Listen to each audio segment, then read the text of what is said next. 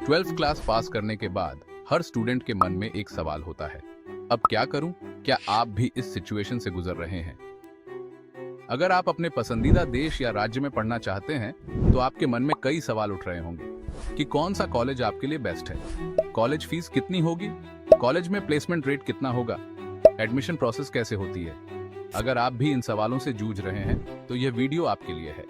मैं आपको बताऊंगा कि कैसे आप अपने लिए सबसे बेस्ट कॉलेज चुन सकते हैं और इस प्रोसेस में होने वाले फ्रॉड क्या है और कैसे आप इन फ्रॉड से बच सकते हैं। अगर आपको किसी कॉलेज में एडमिशन लेना होता तो आप क्या करते?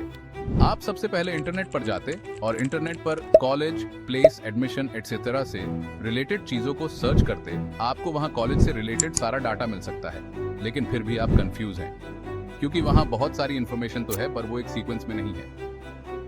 अब यहाँ पर आपको सही गाइडेंस की जरूरत होती है ताकि आप अपने फ्यूचर के लिए बेस्ट कॉलेज चुन सकें। यहीं पर आते हैं एजुकेशनल कंसल्टेंट। कंसल्टेंट आपको सजेशन या एडवाइस देते हैं कि कौन सा कॉलेज आपके लिए सबसे बेस्ट रहेगा, क्योंकि उनके पास उस फील्ड के रिलेटेड पूरी नॉलेज होती है। आप कंसल्टेंट को ऑनलाइन सर्च करते हैं या ऑफलाइन भी आप उनसे मिल सकते हैं। अब उनकी गाइडेंस के आधार पर आप कॉलेज में एडमिशन ले लेते हैं, लेकिन यहाँ दो केस हो सकते हैं। पहला, आपको आपकी रिक्वायरमेंट के रिगार्डिंग सबसे अच्छा कॉलेज मिलेगा। दूसरा, आपके साथ फ्रॉड हो सकता है। अगर पहला केस हुआ तो कंग्रेचुलेशंस, अब आप अपने इंटरेस्ट के हिसाब से करियर बना सकते हैं, वरना दूसरे केस में स्टूडेंट को बहुत प्रॉब्लम हो सकती है। दूसरे केस में स्टूडेंट्स के साथ फ्रॉड इसलिए हो सकता है क्योंकि कुछ कंसल्टेंट कुछ कॉलेजेस और यूनिवर्सिटीज के लिए काम करते हैं। फॉर एग्जाम्पल, कोई इंस्टीट्यूट है जिसका नाम ए है और वहां पर एडमिशन फ्लो लो है।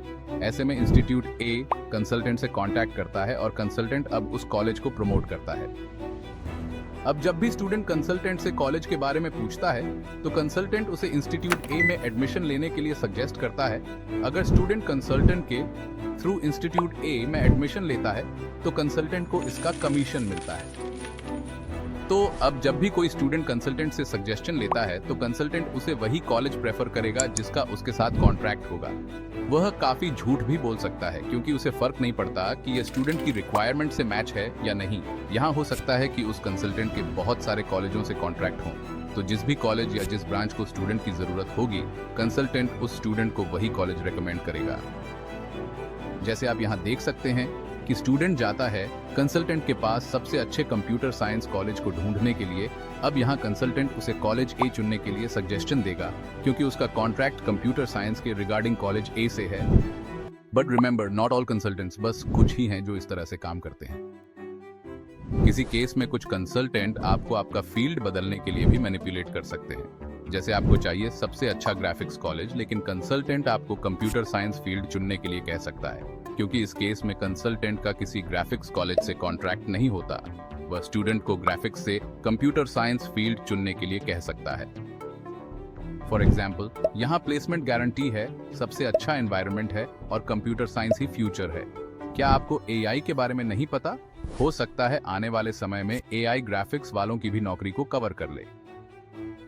इस तरह से वह स्टूडेंट को मैनिपुलेट करते हैं। तो यहाँ आप सही कंसल्टेंट को कैसे चुन सकते हैं? इसके लिए आपको कुछ बातों का ध्यान रखना होगा कि वह आपको किस तरह का सजेशन दे रहा है। आप उनका रिव्यू चेक कर सकते हैं, लेकिन आपको केयरफुली चेक करना है, क्योंकि अगर वहाँ पर कुछ ही लोगों ने रिव्यू दिया है और सब पॉजिटिव हैं तो हो सकता है ये फेक रिव्यू है। बट शायद यह रिव्यू सच हो सकता है, इसलिए आपको पहचानना होगा कि कौन फेक है कौन रियल है।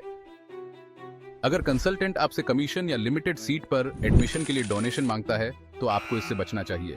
एक सही कंसल्टेंट आपसे कभी डोनेशन या कमीशन फीस नहीं मांगेगा। एक सही कंसल्टेंट आपकी बातों को ध्यान से सुनेगा और ऑब्जर्व करेगा कि आपको किस तरह का कॉलेज चाहिए। वह आपको बहुत सारे चॉइसेस देगा और आपको फोर्स नहीं करेगा कि आपको उसी कॉलेज में एडमिशन लेना चाहिए। और एक अच्छा एजुकेशनल कंसल्टेंट वही है जिसको उस कोर्स के करियर फील्ड के बारे में नॉलेज हो। वह आपको बता सके कि आने वाले 5 सालों में इस फील्ड में क्या स्कोप है और इन कॉलेजों में यह एनवायरनमेंट है जो आपके फ्यूचर बिल्ड करने में काम आएगा। तो अब आपको ये वीडियो देखकर ये आइडिया हो गया होगा कि कुछ कंसल्टेंट किस तरह से काम करते हैं और आप कैसे इनसे बच सकते हैं और एक सही कंसल्टेंट कैसे फाइंड कर सकते हैं। अगर आपको अभी भी इससे रिलेटेड कोई क्वेरी है तो आप कमेंट कर सकते हैं, हम आपको सॉल्यूशन प्रोवाइड करेंगे। and don't forget to like and subscribe.